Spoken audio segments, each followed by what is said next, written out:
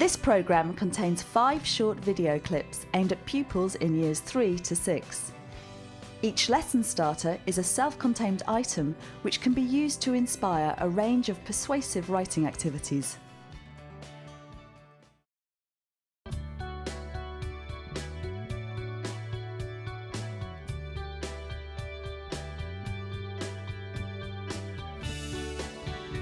I think school uniform is a good idea because people would know that you're from a school and you can be proud of your school. If you're like in a museum and you're lost, but you have school uniform on, they know you're a part of a school. When I'm with my friends and I'm wearing the same thing, I feel safe. If you choose school uniform, it's much quicker, but if you spend loads of time choosing your own clothes, you'll probably be late for school. Some people can't afford really nice clothes. People might not be as rich as other people, so they might just wear scruffy clothes and people might make fun of them.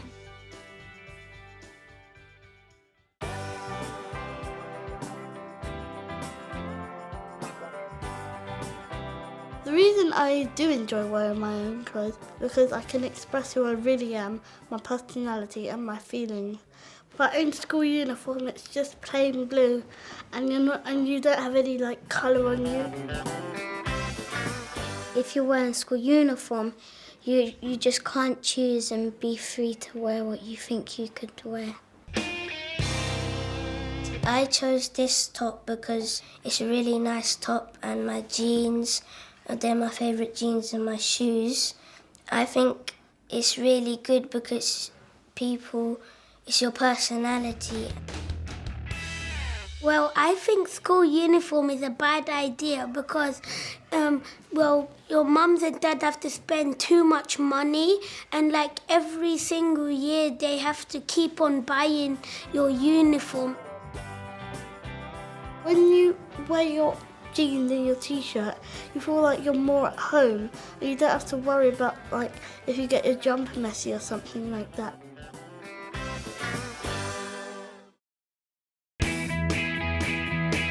Kentish Town in North London, where high street shopkeepers tell us about the positive and the negative sides of their local area.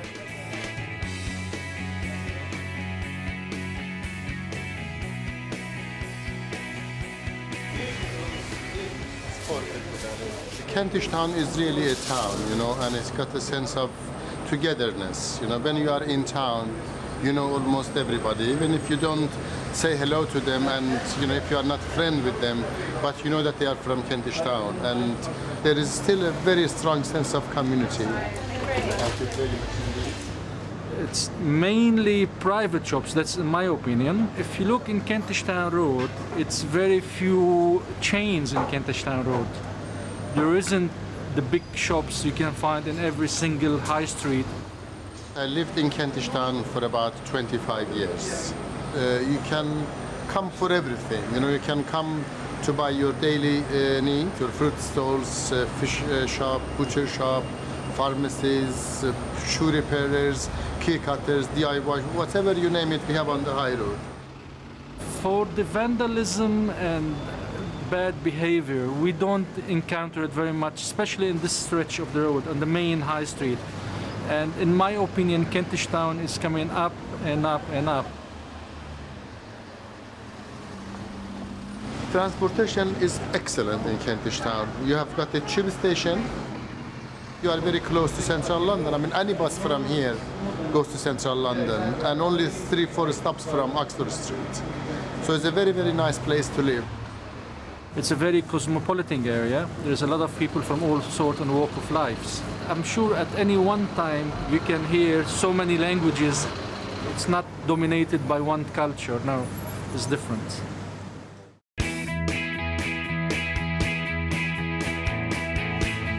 The area's gone downhill. There's a lot of shops that have shut. I mean, originally we had 7 shoe shops, 6 dress shops. Now it is nearly all restaurants. We feel that the supermarkets have played a major role in eroding a lot of the independent stores that were here. They're coming back into the high streets to mop up whatever trade there is left. It affects the smaller retailers, the smaller general grocers, but people do vote with their feet. They're trying to get you to check out yourself automatically, and I think that's terrible. There's no one-to-one anymore, and you can't talk to a machine, quite frankly. One of the biggest contributors was the introduction of controlled parking zones in the area, which was very, very instrumental in watching 25 independent retailers disappearing. Well, like all areas, it has go and no-go areas. There is certain areas that you would not go into in Kentish Town. I've lived here all my life, and years ago we could go out and not worry about leaving the door open, a window open or anything. There's no cinemas in Kentish Town at all. There used to be 3, and now there isn't one. There was one at the top, which is still called the Forum, but it's not a cinema now, they have gigs on there. But it's a shame, there's no community spirit about it anymore. I don't think there is.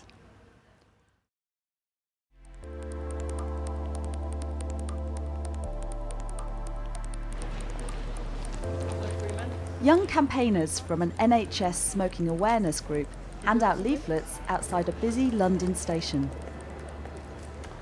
Some people who do smoke, when you tell them smoking's bad for your lungs because it puts tar in it, or you're also harming other people's lungs as well, it sort of makes them think about what they're doing more. A lot of young people smoke because it's more of a status thing. People around you who smoke will think that you're more cool.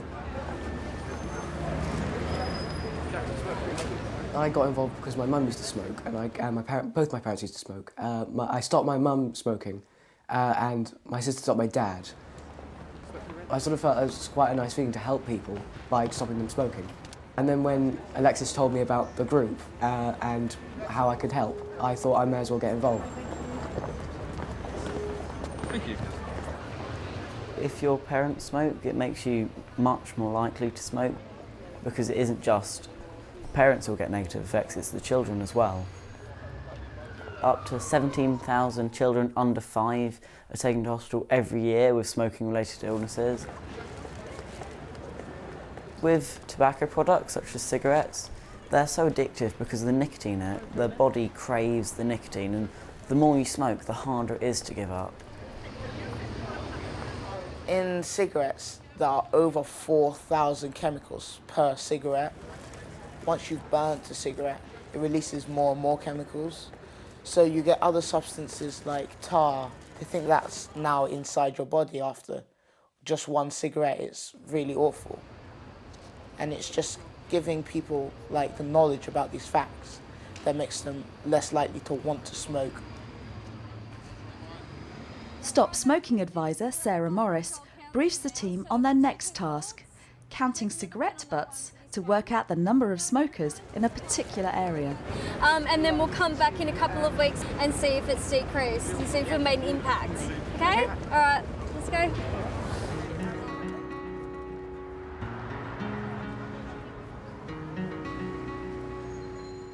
A lot of people say that it reduces stress during exam sort of times where you're revising and stuff. People are using it to combat stress, but they're not really fully thinking about all of the negative effects. One of the things I get from being part of this group is that you sort of get a sense of accomplishment, thinking of ways to help. There's always that sort of sense of I've done my part for like society almost.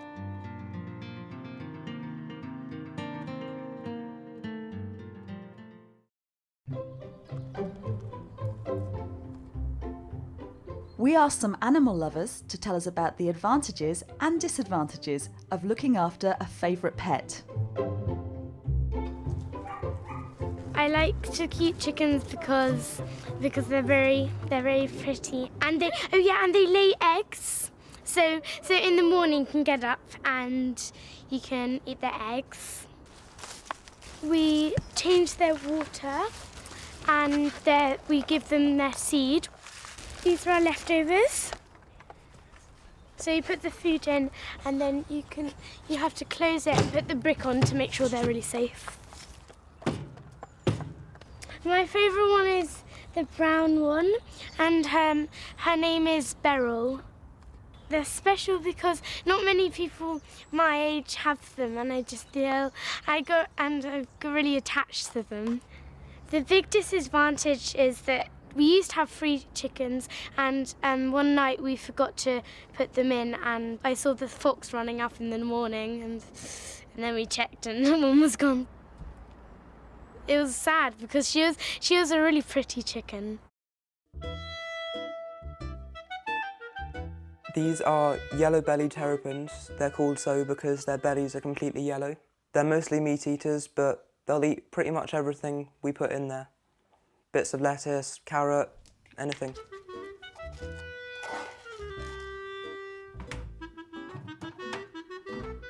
They do really funny things. They push each other around, so they're good fun to look at.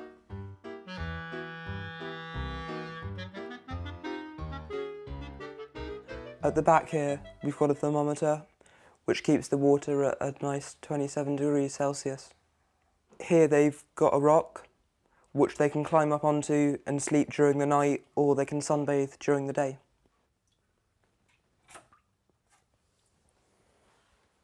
This one here is our male terrapin. You can tell because he's got nice long claws here. They're such fun because they always make me laugh. Whenever I'm bored, I'll just come down and look at them and they cheer me up. The downside is that they eat a lot, so they grow really fast. We're on our 3rd tank because they've grown so quickly. And new tanks are very expensive. This is Dizzy. She's a very nice hamster. Very, very cuddly. She's very cute and she is very friendly. She doesn't bite at all. But mostly she loves her ball that she likes to roam around in. So I normally put her in here while I'm cleaning the cage.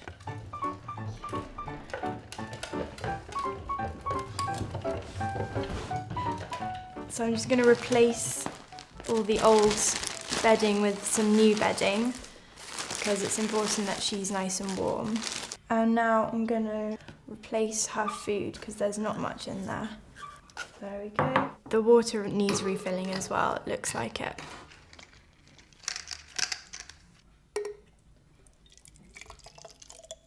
She's quite acrobatic. I think she just does this for fun. I think it's quite incredible how she grips on with her little claws. The main disadvantage is that she's nocturnal, so she just keeps us up all night, really. I mean, we have to take away her wheel because it squeaks when she runs on it, even though she loves it. We have to take it off in the night because it just keeps us up, really. And also, she's not awake in the day, so unless we wake her, we don't really get to see much of her.